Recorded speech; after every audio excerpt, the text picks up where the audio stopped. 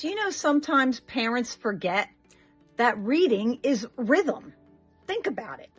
Your child can memorize any lyric really to their favorite song and sing it around the house, but struggles to remember maybe a sight word or a phonics rule.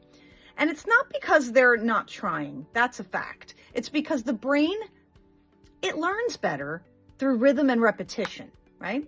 That's exactly what we do in Learn to Read with Music.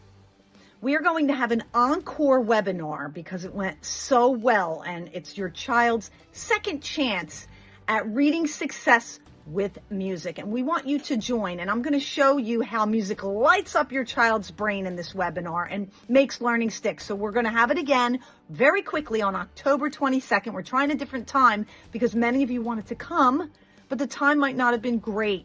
Many of you signed up and couldn't make it, so I want you to come at a time that's convenient for you. So October 22nd, 6 p.m. Eastern. Check out the link. I hope to see you there. Bye.